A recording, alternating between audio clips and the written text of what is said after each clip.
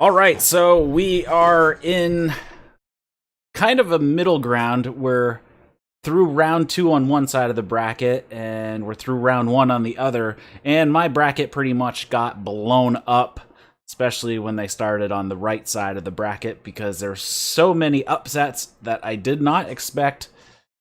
That, yeah, they just totally killed me. What's up, everybody? Eric here from That's Wrestling. Thanks for tuning into the review show of New Japan Cup 2020 Night 3, 4, and 5. We'll talk about nights 1 and 2 a little bit more now that I have a co-host with me. But if you're listening to this as a podcast, head over to the YouTube channel and subscribe, because this show is done live over there. So you can come hang out, ask questions, all that fun stuff. And if you hit the little bell notification, that will let you know when I schedule live streams. So right as I schedule them, I'll let you know. And I try to schedule as far as in advance as possible, especially with New Japan stuff, since they don't have a set weekly schedule. The shows are going to move around a lot, but we try to stick on Thursday night, 7 p.m. Eastern time. We do the AEW Dynamite review show. So that is something that usually is on the calendar, but like I said, New Japan, they move around all the time, so you gotta hit that bell notification so you're alerted when I schedule a review show. Head over to iTunes, give us a review, hopefully a 5-star, and that really helps. We got a few over there now. There's a Discord down in the description, and if you have any mailbag questions, comment, feedback, all that fun stuff, shoot it over to Eric at thatswrestling.com, and you can grab this as a podcast on all your favorite podcast apps, or head over to thatswrestling.com to pick up the RSS feed there. So tonight I do finally have a co-host with me to help cover New Japan. I have Josh Luna from Winnapegg. How's it going, man? It's going good. It's going good. Yeah, New Japan. I'm excited to talk about it. All right, so why don't you give us just a little quick overview on your New Japan fandom? Okay, I've been familiar with New Japan since 2016, especially since when my hometown brethren Kenny Omega won the 2016 G1. That's when I really started to kind of get into it, and I really got into it when I watched Wrestle Kingdom 11 on January 4th, 2017. That's where it all started for me. And man, when I saw it, I was just blown away, because I was so used to like the WWE product and American wrestling in general. So when I saw New Japan, I was just shocked, just dropped to the floor. I'm like, this stuff is amazing. Yeah. All right, so I did already cover nights 1 and 2, but if you have any notes about those that you want to talk about, let's get into that. So actually, crap, I don't have my notes from that show up. Let me bring those up. So we started off the night with Makabe versus Tsuji. All right, so Tsuji versus Makabe. I thought that this was a good showing for Tsuji. I thought it was a good matchup for Tsuji, since both Makabe and Tsuji are both heavyweights, and they're both like hard-hitting, bigger guys, so it was a good fit for him. It was kind of fitting how they paired Tsuji with Tsuji's mentor's rival, which is Togi Makabe, and his mentor being Tanahashi. So it was a good little like Easter egg per se to put him in there, but yeah, it was a good fit for him. All right, and then we had Jado versus Toriano. Honestly, the match did not have to go as long as it did. Yeah, no kidding. Yeah, like you could have easily like done all of that in under 10 minutes, but yeah. But honestly, my personal opinion on like the whole crowd popping at the beginning was kind of weird, but it was kind of funny at the same time, just because of how ironic, just because of the irony of it. Wait, did I miss a crowd pop? Like they were both trying to go for they were hyping a non-existent crowd. Yeah, they were hyping a non-existent crowd, and I just thought that was really funny by how ironic it was. Got it. Then there was a multi-man tag: Suzuki, ZSJ, Kanemaru, Taichi versus Tanahashi, Ibushi, Uemura, Nagato. So basically a Suzuki-gun faction versus a no faction team. Yeah, this match, honestly, I just saw it as I did with any multi-man match in New Japan. It was a good preview, set up setting up the obvious tournament matches down the line for Zack, Taichi, Tana, and Kota. Yeah. It also set up Suzuki versus Nagata really well, and same with Kanemaru versus Uemura. It was just a good preview for all of them. Then we have Hanma versus Hiromu Takahashi. Nice to see him back, even though he has been back since a little before Wrestle Kingdom, but I always like watching Hiromu work. Yeah, same here. I love Hiromu. But this match, alright, so honestly, this was the best match that Tomoaki Honma has had since his injury. There were some points in the match where I was kind of concerned about him just because of his neck injury. And yeah, and I gotta hand it to both of them. They both really exceeded my expectations of this match. I was expecting it to be an okay to good match, but it turned out to be very good. And it was a reminder of how good and talented Honma was, and what Honma can still do today. Yeah, hitting that Death Valley driver into the turnbuckle at the end and then time bomb, that probably does not help Hanma's neck very much. Yeah, that scared me. I didn't want to see Honma go through what he had to go through again. All right, we have Ichii and Desperado. Yeah, honestly, this is a really good showing for Desperado. Ishii was obviously Ishii doing Ishii things, being the stone pitbull we all know and love. But honestly, I think that this match really helped Desperado as it showed his potential for being an openweight/heavyweight wrestler. Because there were even some points in the match where I was convinced that Desperado could go for the upset. It was a really good main event, and I thought it was the match of the night. All right, moving on to night 2, we had Taiji Ishimori against Gabriel Kidd. This was a good showing for Gabe Kidd. He looks to have improved since joining the LA Dojo from his days in WCPW and on the British indie scene. If you combine his British background and his forming New Japan background, he really has the potential to be a really great wrestler.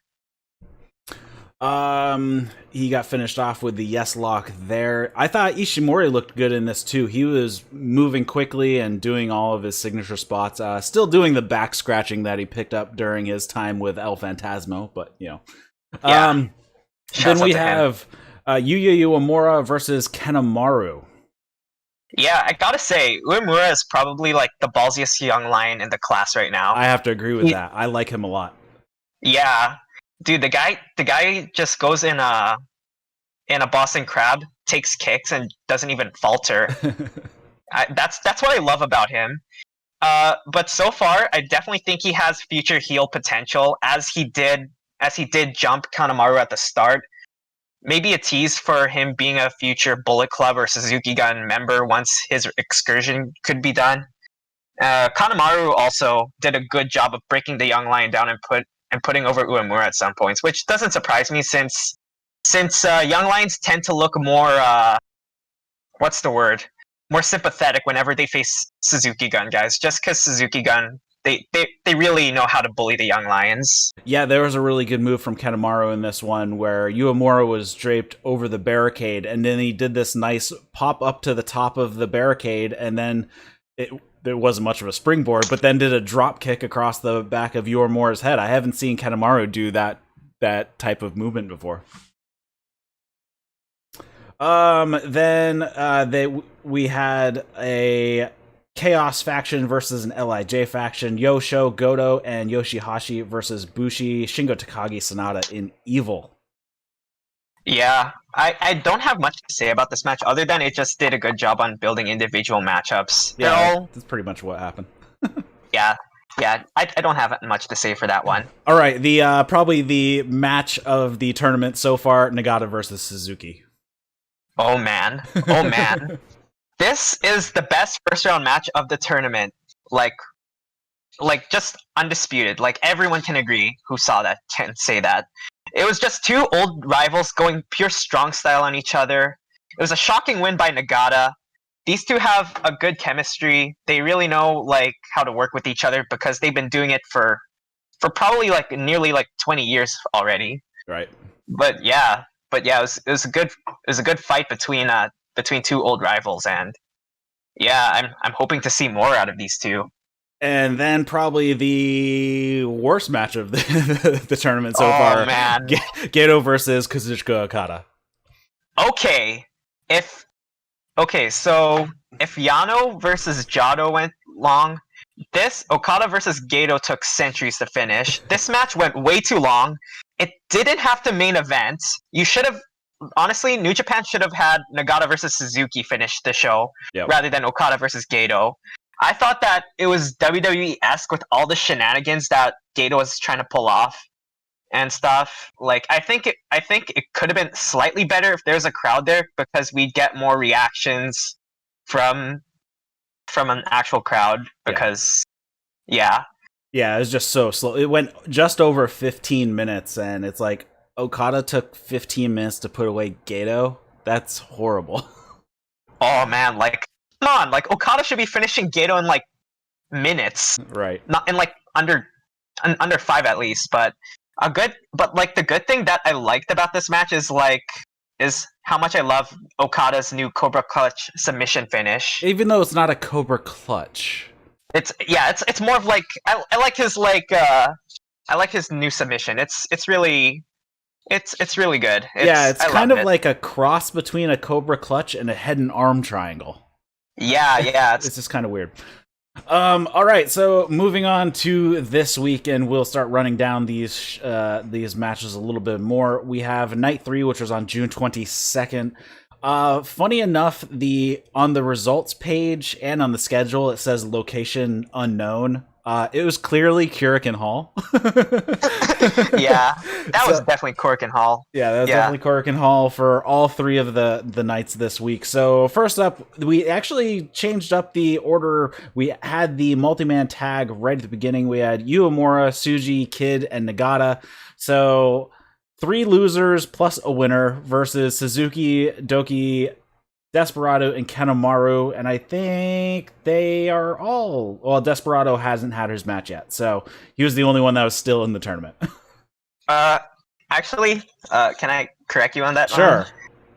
Desperado had his match. He took the L to Ishii in the first night. Yes, he did. It's Bushi that's still in the... I always mix the two up. All right, so Nagata's the only one still left in here, so it's basically a Young Lion match with their mentor plus against Suzuki-gun.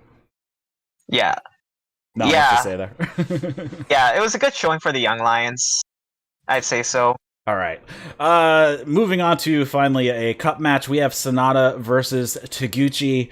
Taguchi starts off, he wants a fist bump before the match, and Sanada actually waves him off. They do a bit of chain wrestling in the beginning, exchanging holds, and then Taguchi offers another fist bump. Sanada is hesitant, but eventually gives in. Taguchi ends up going for a kick when they do. Sanada catches it. They have a little standoff where Sanada slowly puts his leg down, and then they actually both go for a drop kick on one another, and then Sanada offers up the fist bump, and then they both kick each other at the same time. They both catch each other's legs, so they are holding each other's legs. They're just hopping around on one foot, and they have the standoff once again, and they slowly put each other's legs down, but Taguchi holds on to his. He tries to put Sanada into a paradise lock, but completely messes it up, so Sanada is just there pretending that he's locked up, but he completely is not. We have some good back and forth for a while. Sanada avoids some hip attacks early, but eventually gets hit with the B trigger a couple times. Taguchi actually hits a 3 amigos, which is one of the few calls from commentary that I actually understood. So, Sanada drop kicks the knee of Taguchi when he's going for a bum IA, and then Taguchi hits an over-the-top rope springboard crossbody to the floor. Back into the ring, they exchange some submissions between ankle locks and the skull end, and then they trade some roll-up attempts, and Sanada actually picks up the win with a bridged roll-up. And I thought this was a very fun match. I thought the comedy worked fine with Sanada's character, because he's usually a kind of like the chill type of guy, and it wasn't over the top comedy, so I think it worked here. And even after the match, Sanada tossed a Sanada t-shirt to Taguchi, who put it on as a sign of respect and left. Yeah. So, all right. So honestly, I thought that this was a good comedic and technical performance by both guys. Like you said, it worked really well between both of them. Like, I also love the mix of having funny Taguchi and serious Taguchi go at it. It really worked well. And yeah, and also at the end, I saw some foreshadowing of Sanada possibly breaking out of Lij and having Taguchi as an ally. So, and it was even pushed even further in Taguchi's post match comments when he said that he believes that Sanada can take the whole thing, and that Taguchi's giving Sanada an invitation to join Taguchi Japan. Right. So yeah. I mean, that could be interesting. We haven't had any major faction shakeups since what? Maybe as far back as Jay White and Goto going over to Bullet Club. It's kind of like the last time, and we're talking about over a year and a half now since that's happened. Yeah. So I wouldn't be surprised if Lij kind of hits a wall at some point, or really any faction at this point, because it's they're all kind of solidified right now, and I think a little turmoil would do us good. Yeah, but going back to that point, I think Sanada is getting too big for Lij, in my personal opinion. Mm-hmm. He probably has the most going for him in terms of the other heavyweights there. Like, True. I think Evil and Takagi are still fine where they are in Lij, but I think Sanada might have to leave soon if he wants to fulfill his full potential. Especially with Takagi moving up to the heavyweight division last year after the Super Juniors. Yeah. Next up, we had Sho versus Shingo Takagi, and this one blew up my bracket. I did not see this one coming, so they both actually start off really aggressive. Sho was super aggressive out of the gate here, a bunch of strikes, and Sho actually got the first knockdown with this massive clothesline, and he goes to work on Shingo. Shingo turns it around using the momentum of a drop kick off the ropes with a shoulder tackle. And then he works over Sho on the outside for a bit, throws him in the barricade a couple times. And then Sho actually attempts a spear back in the ring, but Shingo catches him almost like he was going to give him a guillotine choke, but then he moves it into he powers it into a suplex. He hits a few shots. Sho ducks a Shingo clothesline, and then he actually ends up hitting the spear this time, gets a 2 count there. Shingo uses an elbow punch and then a clothesline to slow down Sho a bit, and then when Shingo tries to pick Sho up, Sho puts on an arm bar onto Shingo, but Shingo powers it into a power bomb, and then Sho hits a kick to the chest and then a thrust kick to the head. Sho no-sells a Saito suplex and then hits a couple of German suplexes of his own. They exchange a bunch of strikes. Shingo hits a pumping bomber and then the sliding clothesline. And then I don't know the name of the move. It was a backpack slam of some kind, but I know it has a name, but I always forget it. Do you know the name of that one? I also forget it. All right. I might. And then Sho actually gets it up on the top rope, but does a sunset flip out of it, and then he hits a power breaker, then a pumping bomber of his own onto Shingo. Shingo kicks out at 1 emphatically, and then Sho hits a deadlift German for a 2 count, and then Shingo powers out of a shock arrow attempt. They exchange a bunch of strikes. Shingo hits Made in Japan, and Sho kicks out at 2. Shingo then hits a pumping bomber, and Sho kicks out once again. Sho puts on a Kimura, and then hits a straightjacket power bomb, and then a shock arrow for the win. And like I said, this blew up my bracket because I was pretty sure it was going to be Shingo Takagi, given all the junior heavyweights in this tournament. I figured Shingo would be the one to move on and not Sho. All right. Honestly, this was a shocking win for Sho. No kidding about that. But it kind of made sense once you think about the history between these two, because these two guys are rivals even before Shingo went heavy. Mm-hmm. But honestly, this was my personal favorite because if I was being biased here, I am a Sho Tanaka fan. He is my favorite junior, and it also told a good story because I love the underdog victory of it, Sho getting the biggest win of his career, and it was a good showing for it was a good showing for Sho, no pun intended, as he continues to show his potential as the future ace of the junior heavyweights.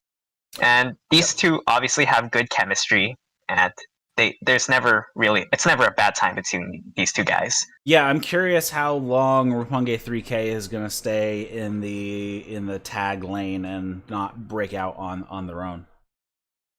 Yeah, there's not much for them to do in the tag division, so right. Yeah. They've only won like the junior tag league like 3 times, right? Yeah, and they've won the tag titles like 4 times. Yeah, and they're currently holding them. Yeah. All right, so next up, I didn't have a ton on this because it was a Zack Sabre Jr. match, and they all go very similar and go for a long time. So we had Zack Sabre Jr. versus Kota Ibushi. They start off doing a ton of rolling, trying to get submissions. Ibushi lays in a few kicks to the leg of Zack Sabre Jr., so that's kind of the body part that Ibushi targets throughout the match. Zack Sabre Jr. then tells him to do it again, and he ends up grabbing the leg and putting a knee bar onto Ibushi, who ends up grabbing the ropes. Really, not a ton of notes to give here. Zack Sabre Jr. goes for a ton of submissions. Ibushi goes for a ton of strikes. And then in the end, Kota Ibushi hits a V-trigger and then the Kamigoye and picks up the win. Yeah, these two have good chemistry. Like, there's never really a bad match between these guys. But, like, I loved how Zack always countered Ibushi's strikes and kept tying him up with submissions, showing that familiarity between each other. It was a good preview match for the tag team title as it builds potential, but it's not my favorite match out of these two. But it's still a good match nonetheless, just because, like, I felt like this match was never really presented as, like, a tournament match, like, these two want to win. It was more presented as a good like preview for that tag title match that's probably going to come at Dominion. Yeah.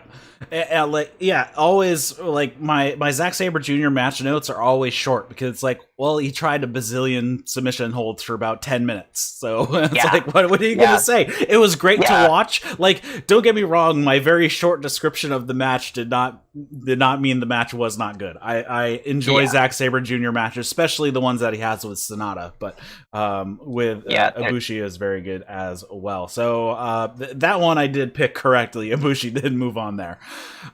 We have another match that completely blew up my bracket. We have Taichi versus Hiroshi Tanahashi. And while Tanahashi was posing in the corner, Taichi actually grabs him right away off the turnbuckle and power bombs him before the match even starts it. They play off that like he really hit his head really bad and they're trying to assess the situation, see if he's okay. Taichi kicks the young lions off of Tanahashi, who are kind of checking on him and whatnot, and then Red Shoes asks Tanahashi if he would like to start the match. He says, yep, let's go for it, and Taichi hits him with a kick to the head right away. Tanahashi actually rolls out of the ring to kind of gather himself a bit, and Taichi distracts the ref, and that's when Doki comes in and he attacks Tanahashi with, I think it was a broom handle, at least, maybe, I'm not sure. He throws him into the barricade, and then Taichi actually chokes Tanahashi with some of the power cables run across the floor, and then they fight into the ring. Tanahashi makes a bit of a comeback, and they start to go outside, where his comeback comes to a halt when Doki once again gets involved. Taichi runs him into the barricade, then into the bleachers that are actually closed up because nobody's actually there. Taichi hits Tanahashi with a chair and then chokes him on the chair, all in front of the ref. This is one of my pet peeves when it comes to New Japan. The ref saw him get hit twice with a chair, and he's not DQ'd. This is something that just bugs the crap out of me. Tanahashi fires up. He starts laying in some strikes. He hits his sunset senton, and then catches Taichi's kick and gives him a dragon screw leg whip. He catches another kick, but Taichi thumbs Tanahashi's eyes. They go into the striking exchange, and Taichi kicks the knee of Tanahashi a bunch of times, so he's starting to target his knee here. Taichi hits a Saito suplex. Taichi then hits a bunch of head kicks and then a power bomb. But Tanahashi then hits a swinging sidewalk slam. And Taichi blocks a couple of sling blade attempts, but Tanahashi manages to hit like this weird standing sling blade that I haven't seen him do before, but it was pretty cool. And then he counters a suplex with a twist and shout, and then hits a running sling blade for good measure. Hits a high fly flow crossbody, and then Doki causes a distraction, and Taichi rolls up Tanahashi, who kicks out at 2, and then Tanahashi gets hit with a clothesline, then a last ride powerbomb for a 2 count, and then Tanahashi actually drops Taichi with a shot to the face, just like decks him. Taichi hits a desperation Saito suplex, and both of them are slow to get up for a minute, and then he hits a clothesline to the back of the head, then a high kick.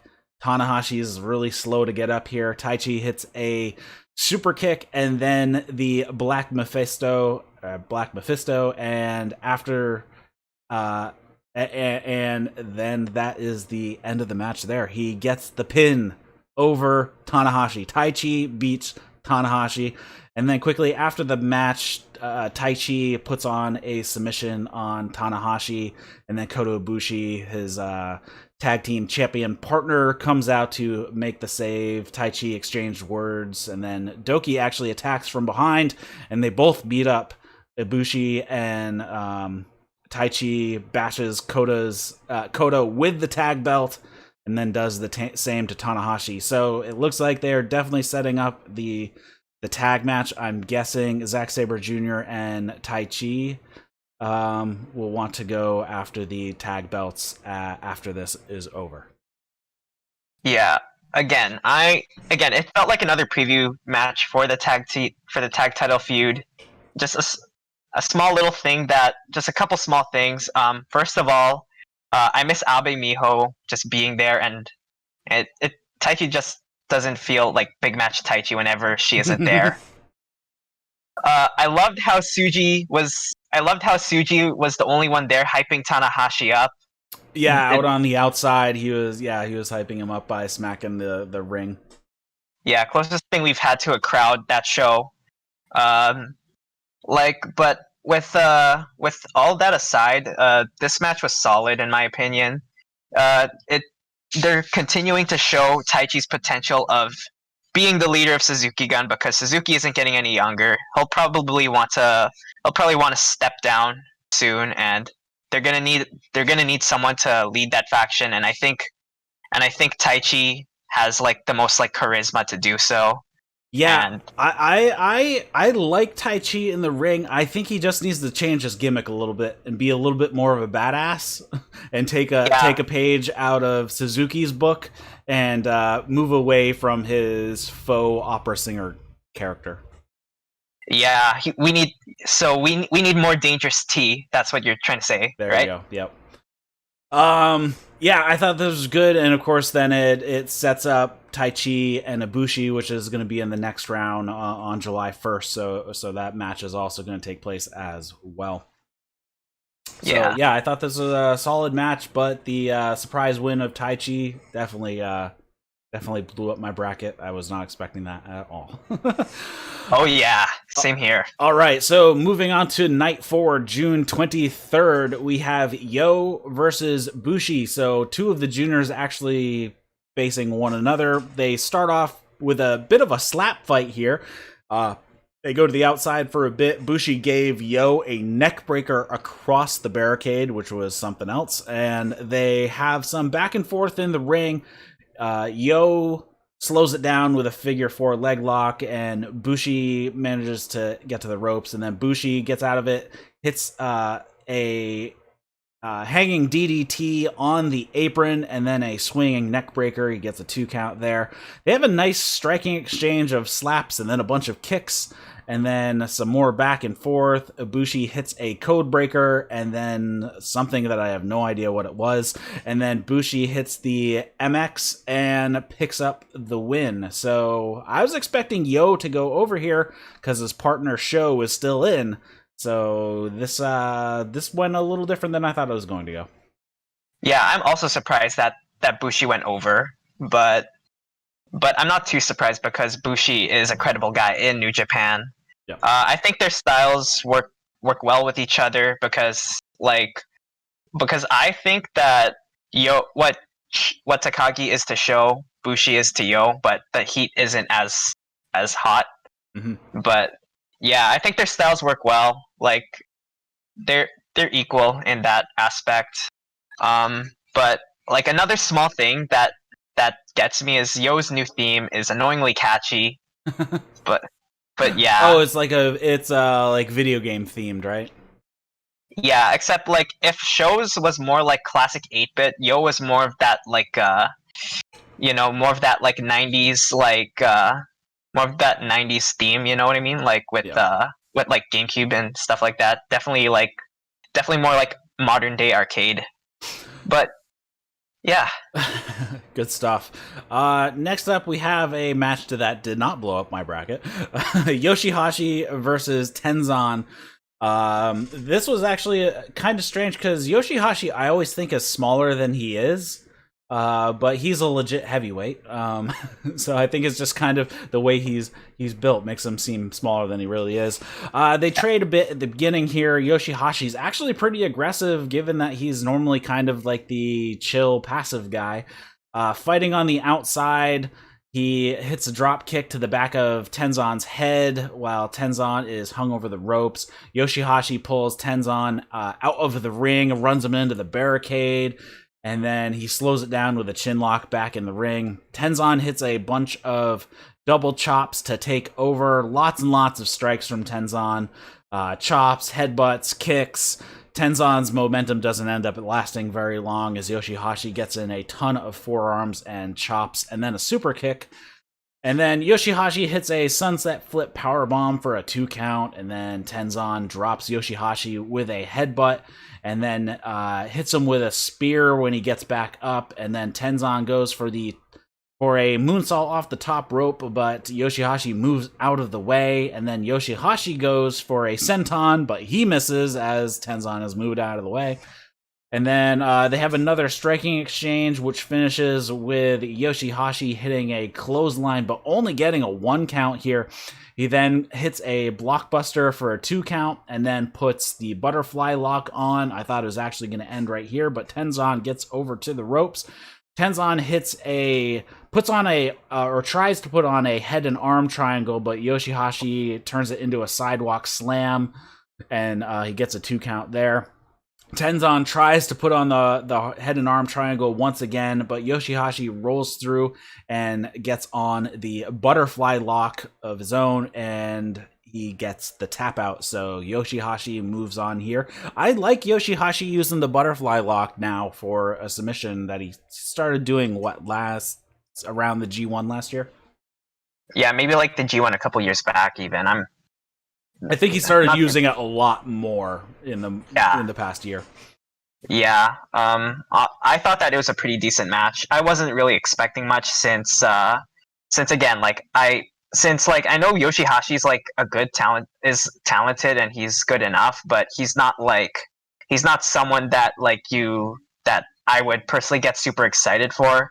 And Tenzan has seen better days. Yeah. So so I wasn't really expecting much. And also shout out to Milano Collection AT for making the shush noises on the crowd's behalf. I love Milano. He's probably my favorite Japanese commentator. That's funny. Yoshi-Hashi is one of those guys that it's like I want to see more from him. Like He's always he always seems like he just rolled out of bed. Yeah, if that makes sense.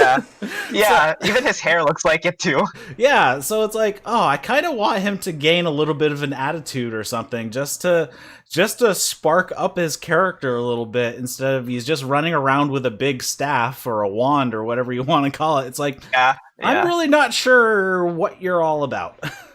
Yeah, I think maybe a Bullet Club heel turn of sorts would help Yoshi-Hashi in a way. In theory. Yeah, he's completely lost in chaos, I think. Yeah, he's just lost in the shuffle. Yeah. Next up, we have a multi-man tag. We have a Chaos faction versus an LIJ faction. We have Sho, who is still in it. Yano, who is out. Yano's in, actually, isn't he?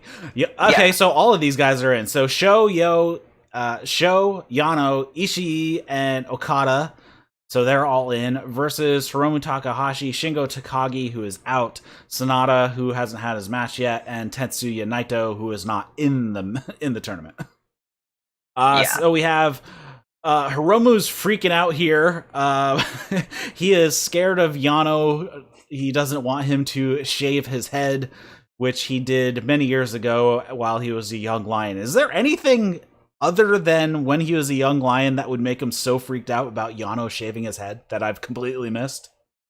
For this part, I think, because I saw a bit of this, because when Hiromu was a young lion, Yano was still that violent player that he used to be before he started doing all the comedy shenanigans. Mm-hmm. So Yano was genuinely one of the most terrifying guys in New Japan at the time, and I think Yano did worse things to young lion Hiromu. I think, correct me if I'm wrong, but I think Yano made Hiromu bled, and then he did what he did to Hiromu. So Hiromu's legitimately terrified. Yeah. So it was kind of funny that it's kind of weird that it's come up now, because I'm pretty sure I've seen them in matches before. I mean, I could be completely wrong that they have not crossed paths in the past 3 years. But anyways, this it is what it is. It's the 8-man tag. At the end of the match, Yano and Hiromu are the legal men. They fight out into the back concourse. Yano tapes Hiromu's legs together, and he tries to shave his head, but the match is actually thrown out at this point. They both get a double count out, and then LIJ comes to save Hiromu's hair, and that was kind of it.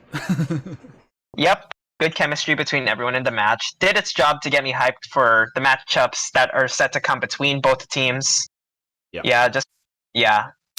Next up, we had Hirooki Goto versus Yujiro Takahashi. So 2 Takahashis in a row.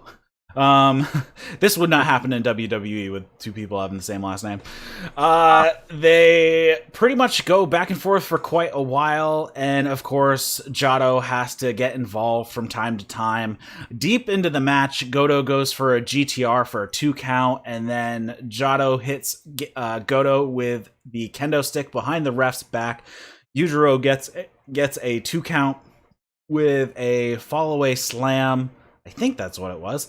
And then Yujiro tries to hit Goto with the cane while Jado is distracting the ref, but Goto ducks and pushes Yujiro into Jado, who knocks him off the apron, then hits the GTR and gets the win. I thought the match was fine. It was a little long for Goto to go against Yujiro Takahashi, though. Yeah, totally agreed. I don't think it was a bad match at all. Still way better than Jado and Jado's matches. Yeah. Because Yujiro still has some sort of talent left. Honestly, I think they tried to make it look better than it was, but it just didn't really click for me personally. No.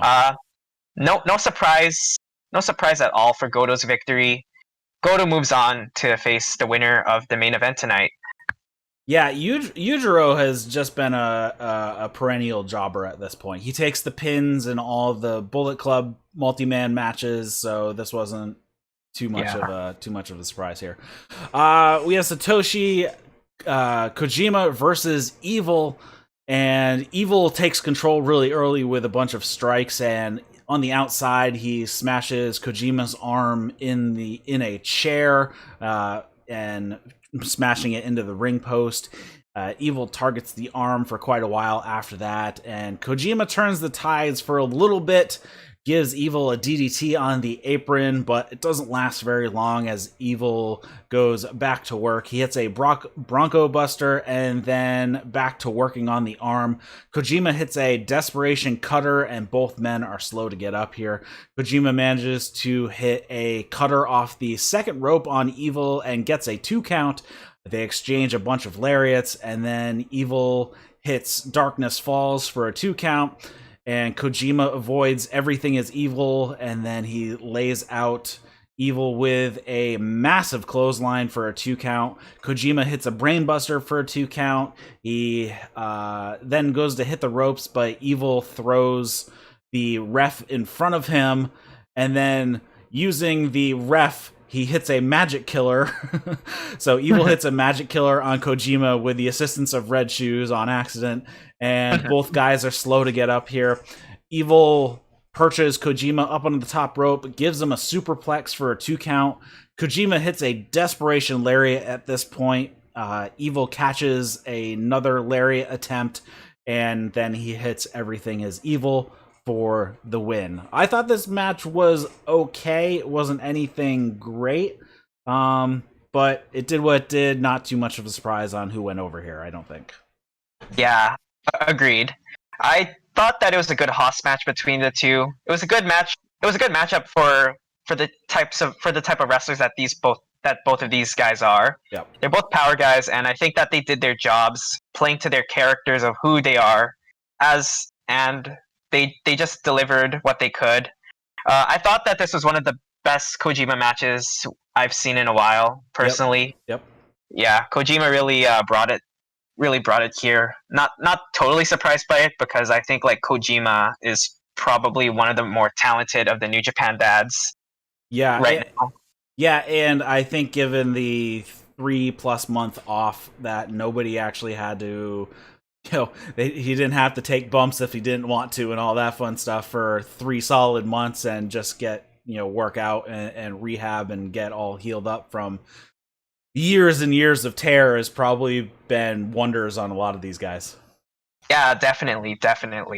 Like, I noticed that Ishii I think Ishii might have had less tape on than usual. Yeah, Ishii looked like he was moving well. Even Tanahashi, his knees didn't look like they were bothering him nearly as much. I saw him back in October live, and it looked like he could barely run across the ring. It looked like he was dying, just doing an Irish whip or something like that. So he did look a lot better in this. So, again, that might also explain a little bit why he got knocked out so early, as well as just take him off a little bit and give him a relaxing New Japan Cup to deal with the title, the tag titles, instead of going all the way through the New Japan Cup. Yeah, definitely. Get a few more years out of him without completely destroying him, I guess. All right, so we move on to night 5, which was on June 24th. And we start off the night with Taiji Ishimori versus Kanemaru. Kanemaru attacked Ishimori from behind with the whiskey bottle right as Ishimori was coming out of the entrance. This actually didn't end up phasing Ishimori too much, since he took control actually pretty quickly before they even got into the ring. So they were still fighting on the outside when Ishimori got the upper hand. They continue into the ring and the match starts. Kanemaru hits a drop kick to Ishimori's knee, starts to work over that, hits another drop kick to the knee, puts on a figure 4, so he's trying to bust up the knee of Ishimori here. Kanemaru takes a sip from his bottle, and actually Ishimori covers his mouth with his hand, so Kanemaru cannot use it to spit in his face, and Kanemaru is forced to swallow it because he can't spit it out. He makes it like he just swallowed turpentine or something, and then Kanemaru blocks a gut buster, but Ishimori hits a high knee, hits a gut buster, and then hits Bloody Cross for the win. I thought this was an okay match. I thought Kanemaru looked pretty good here, and Ishimori continued to look awesome. Yeah, this match, I think this match did its job by Ishimori finally conquering his demons by beating Kanemaru for probably the first time, I believe. because this feud actually went back to their days in Noah when Kanemaru, I think, when Kanemaru and Ishimori were like the top juniors at the time, and they obviously had feud, and I think Kanemaru was the Achilles heel to Ishimori at the time, and it was really refreshing to see Ishimori go back to his pre-Bullet Club face form for the night. It's a good job. He did a good job as usual as his babyface self, in building sympathy, and yeah.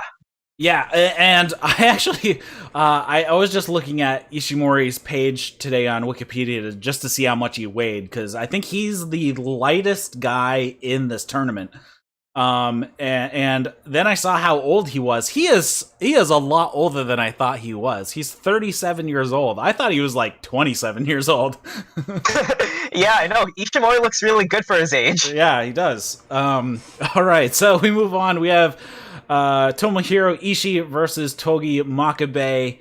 This match, I think I've seen quite a few times between these two guys. These guys are hard hitters and didn't really disappoint, and pretty much went the way you thought it would go. Starts off, tons of strikes from both guys. Ishimori gives Makabe a superplex into the corner, starts working over Makabe's neck. He does knee strikes to the neck, forearm to the neck. Makabe hits a clothesline to turn things around a little bit. They have a clothesline contest where they can't knock each other down, but eventually Makabe comes out victorious on that one and then hits a power bomb for a 2 count. Tons of back and forth striking. Pretty much guaranteed to see that whenever you see these two guys go at each other. Eventually, Ishii hits a massive headbutt that just drops Makabe. Looked like he got hit with a tire iron over the head. And he hits a massive clothesline, hits the brainbuster, and picks up the win. So Tomohiro Ishii moves on. Yeah, good hoss fight between the two. The best Makabe match I've seen in a while. Definitely nice to see this rivalry be reignited, and it was a good reminder to see what the Never division was originally built on, because I think the title got its reputation for being like that hard-hitting, like aggressive division because of the classics that these two put on back in like all the way from like 2013 to 2015. Yeah, at least in the recent years, it's definitely the Never Openweight's been more of a hard hitting than people coming up, new people into the business. Yeah, definitely. Yeah. So now Neverweight is more the let's beat the crap out of each other belt than the than the new person coming up belt. But yeah, good to see. And then Ishii was not much of a surprise on going over here. Then we have a Suzuki-gun faction of Taichi, Doki, and Zack Sabre Jr. versus Kota Ibushi, Taguchi, and Tanahashi. So we have the assumed challengers for the tag titles going up against the tag title holders, plus Taguchi. We have Taichi and Kota Ibushi. They go after each other quite a lot because they're facing each other in the next round as well. Everyone else in the match has been eliminated from the New Japan Cup at this point, and Doki was never in it. And Kota Ibushi and Tanahashi have a brawl with Zack Sabre Jr. and Taichi at the end. And they want a tag title shot, of course, and they've been going for that from before the pandemic started. So I'm guessing that is the way we're going to go next. Yeah, I don't have much to say other than it was just another build towards the title match between Zack Taichi versus Tana and Kota. Another thing that I could make an observation is how Taguchi is just trying to regain his momentum after taking the loss to Sanada. But other than that, there's nothing much to this, in my opinion. Yeah. Next up, we have Hiromu Takahashi versus Toru Yano. This was pretty funny because Hiromu's kind of a strange character, so I think whenever he does anything wacky like this, it works. Hiromu comes out with a helmet to protect his hair. He has like a hard hat on. It's strapped on nice and tight, and Hiromu makes sure that the ref thoroughly pats down Yano, and of course, but he doesn't actually have to make sure he doesn't have any clippers or anything on him. And right as the bell rings, Yano pulls out a pair of clippers from somewhere. I don't know where he got them from. Hiromu is still wearing his helmet. Not sure that's legal in a wrestling match or not, but Hiromu runs away. He goes under the ring. Yano puts down the clippers in the ring, and then Yano goes out under the ring to find Hiromu. Hiromu comes back out the other side, grabs the clippers that Yano had put down. At this point, he's like, okay, I have the clippers. So he removes the helmet because the clippers are now in his possession. But Yano finds another pair of clippers somewhere else. They actually start to fight for a little bit. Hiromu takes control, and throughout the match, Yano keeps finding scissors everywhere, and he tapes Hiromu's leg to a young lion, so he has to run around with the young lion taped to him, so they're three-legged racing the whole time. He actually cut some of Hiromu's hair off, and then Hiromu and the young lion follow Yano into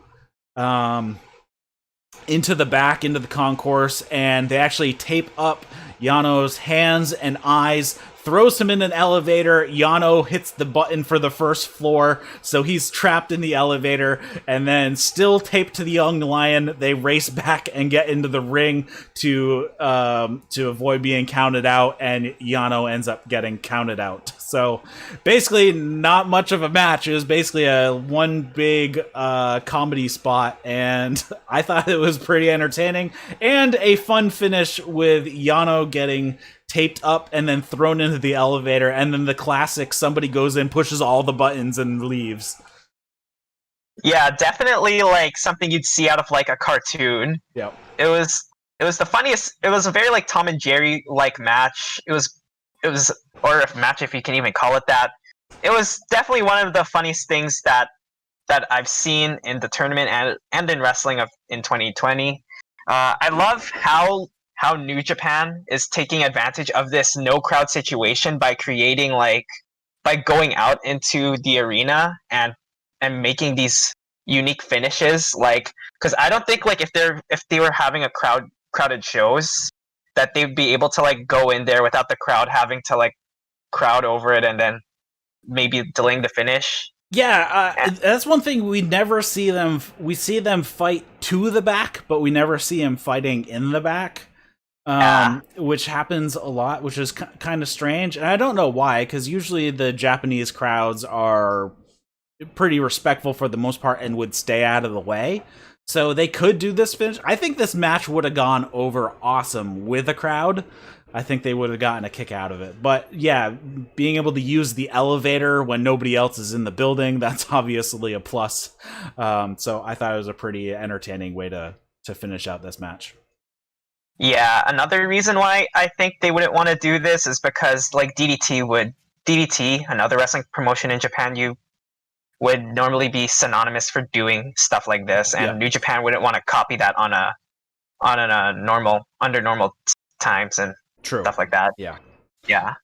And then the last match of the evening was Nagata versus Okada, and they start off with some back and forth here. This match was actually a lot of back and forth. Nobody really had control for any length of time.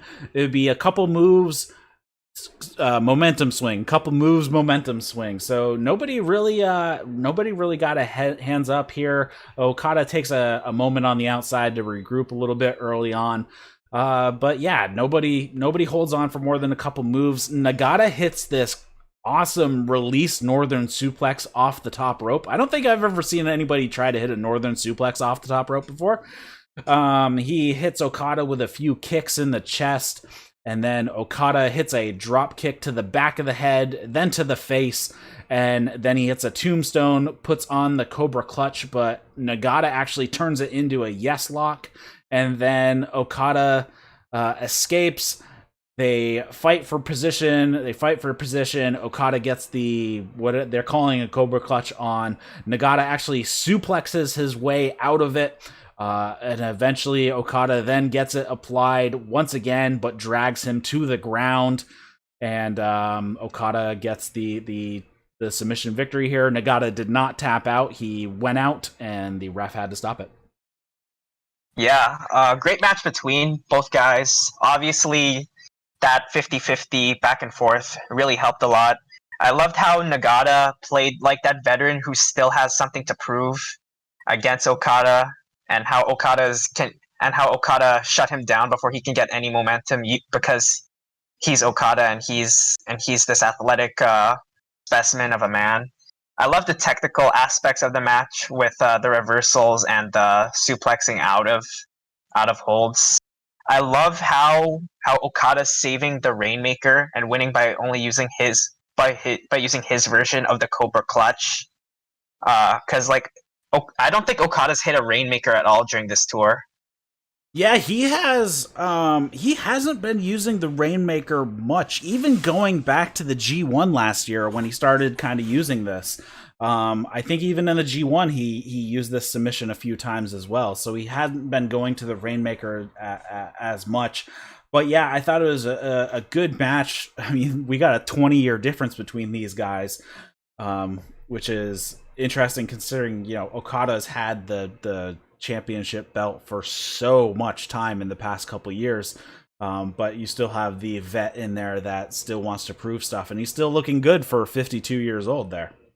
Yeah. Yeah, Nagata's looking very good for a 52-year-old wrestler. Yep. Yeah. So yeah, like I said, 20 years old because 20 years difference because Okada is 32 years old. So, all right. So that closes out night 5. So we have a bit of time. We have the next show is coming up on July 1st. So let's go into some predictions here. So on July 1st. We have Taichi versus Kota Ibushi. I think I'm really not sure where they're going to go with this. I'm thinking we're going to get a little bit of a schmoz here, and Kota Ibushi is going to get screwed out of the win. So I think Taichi might actually move on. Yeah, honestly, I think this is a bit of a toss, but because you can have like a powerful heel move on and take on who I think is gonna win whoever's, you know what I mean? Yeah, I think, and you can also have Kota Ibushi in there and have a good match too. Right, because the next matchup, who will be meeting the winner of the previous match that we just talked about, is Sanada versus Sho. I don't think it's much of a surprise that I'm going for Sanada on this one. Yeah, I'm also going for Sanada in this one. Sanada's too. I think Sanada's too big for Sho to be put over.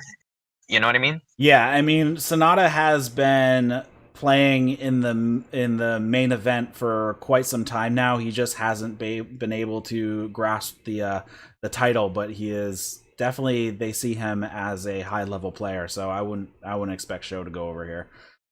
Yeah. Well, we move on. We have Yoshi-Hashi versus Bushi. Again, not sure which way they're going to go with this. I'm going to go with who is going to win the next match. So I'm going to say it's going to be Yoshi-Hashi coming out on top on this one. Yeah, I second that. I think Yoshi-Hashi is going to win this, not just because of who I think is going to win the next match, but just because I think that New Japan still has some sort of faith in Yoshi-Hashi, and I don't think New Japan would let Bushi go over here just because of his junior status and just because Yoshi-Hashi has some sort of star power. Yeah, and a little bit of my thinking here for those who are wondering, Yoshi-Hashi is in Chaos, and then Bushi is in LIJ, and then the next match is Evil versus Goto, which Evil is in LIJ and Goto is in Chaos. So I don't think they're going to have a Chaos versus Chaos or a LIJ versus LIJ. So I think Evil is going to go over here over Goto. Yeah, I think Evil is also going to go over, not just because of the whole faction stuff too, but I also think that Evil is also an up and coming star that New Japan wants to build, because they've given him IWGP Heavyweight Championship shots. They put him up against Chris Jericho in the past. I think New Japan has faith in evil, and I think that's who I've got moving on. Yeah, and then we're getting into the quarterfinals here. That's actually going to be on the July 2nd. We have one match is going to be Okada versus Ishimori. I don't think Okada is going to put over somebody who weighs 100 pounds less than him. Yeah, this is a giveaway. Okada's going to win this, obviously, just because it's Okada and it's Ishimori. So like if you have like just a common sense of mind, Yep. then yeah, Okada should take this easily. Yeah, a little exaggeration on the 100 pounds. I think he is 70 pounds lighter than Okada. Not far off, but yeah. And then on the other side, we have Hiromu Takahashi versus Ishii.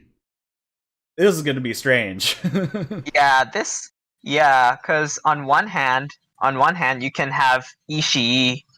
On one hand, it's Ishii versus Okada. And on the other hand, Takahashi still hasn't gotten his match that he was owed with Tetsuya Naito. Right. So I think on paper it looks like you'd put Ishii over, and I too would put Ishii over. But I wouldn't be too surprised if they put Hiromu over, just because they still have that match that was owed. Yeah, I don't know if they're gonna go through the cup though to give it to him. I think they might just give it to him anyways. Because it's the anniversary show where they usually do the junior versus the heavyweight, right? Yes. Yeah, and that show did not happen this year, so I think that match would have been scheduled anyway. So I think putting Ishii over here would be fine. That does give us a chaos versus chaos match, which is fine as well. But so yeah, I think Ishii would be the most likely to go over here. But again, like you, would not be surprised if Hiromu goes over either. Yeah. All right. So I think that is it for us. Do you have anything else you want to talk about in regards to New Japan Cup or New Japan in general? Honestly, I thought the tournament so far has been okay to good. I'm expecting it to get better from here on out, just because like we've basically cut the fat off of the tournament so far. So now that we have like the more talented guys left, I think we're gonna get a better cup that goes on, which is not surprising because New Japan Cups tend to be like that. Yeah, this year's even stranger because they could only use people who are already in the country. So that cuts out any gaijin wrestlers, basically. Except for Zack Sabre Jr., who apparently just stayed in the country and did not go home like Will Ospreay did, and basically everybody else went to their home country when everything was getting shut down. So it's very strange because like I'm going through this, I'm like, there are a lot more junior heavyweights in this tournament than previous years. Like I was looking last year and there was only a couple junior heavyweights, and even those were the ones that sat on the edge. So like a Shingo Takagi and a Will Ospreay, where they're riding the line of being juniors. So yeah, this year they have a lot more juniors in here, and that was kind of a little strange. Also, a lot more young lions were in this year, especially on the left side of the bracket. The left side of the bracket was completely like a really weak bracket, I thought, for at least the first round was very weak, and then the second round was a little better. But and then that goes to show how the other side of the bracket was a lot stronger, especially with all those upset wins, because it's like, well, I did not expect him to go over because it was a much stiffer bracket to work with. Yeah, definitely. But yeah, I'm with you. The first couple of nights were not the greatest, and then it has definitely picked up since then. So I think the rest is going to look pretty good. So schedule-wise, we're looking July 1st, 2nd, and 3rd for the New Japan Cup, and then we have another week break going into the 11th, which will be the final, and then on July 12th, the next night will be Dominion. So the winner of the match on the 11th will then face Tetsuya Naito for both the IWGP Intercontinental Championship and Heavyweight Championship. So should be interesting to see how it goes. It's still up in the air. I think it's still anybody's game. I'm really not sure who's actually going to make it to the finish line on this one. Yeah, with the upset wins, like, it's kind of hard to predict. But if I were to pick a winner right now, I still believe that Sanada's got a chance to win this. Yeah, especially if there has been tension between the two of them for quite some time now, going back to last year's G1. So yeah. So it's probably about time that Sanada is going to break out on his own, or Lij is going to have some serious soul searching, and we might have some turmoil within the faction coming up. Yeah. All right, so it was a good having you on. If you have any plugs or anything, you can throw them out, and we'll get wrapped up here.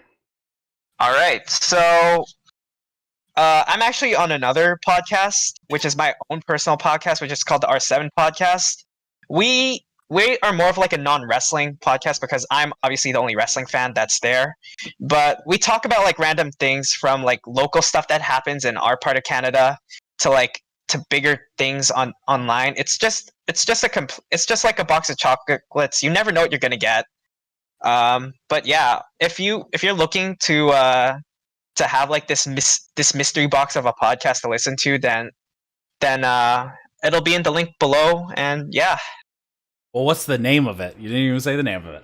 Yeah, I said the name. R7 Podcast. The R7 Podcast. Okay, there you go. Yeah, it's called the R7 Podcast, and it's on the R7 Productions channel. Alrighty, so thanks a lot, Josh, for joining me. If you are watching this on YouTube, you can grab this as a podcast. If you're listening to this as a podcast, head over to YouTube, because we do this show live, so you can join us in the chat if you have any questions or anything like that. Head over to iTunes, and give us a 5-star review. That would be helpful. Help us move up in the search results. Share this around if you want. I'm also doing a Newswire show. Basically, I put out videos 5 to 10 minutes long covering the news of AEW, New Japan, sometimes indie stuff, sometimes if it's industry-wide stuff. So I touch WWE once in a while, but it's only if it kind of affects everybody else. If you have a mailbag question, comments, feedback, all that fun stuff, eric@thatswrestling.com. There's also a Discord you can join, which is in the show notes, description of the video, show notes of the podcast, all that fun stuff. So thanks for joining us. Be sure to tune in next Thursday, 7 p.m. Eastern, for the AEW Dynamite review show. And hopefully we'll see you then. So thanks for watching That's Wrestling. See you later, guys. See ya.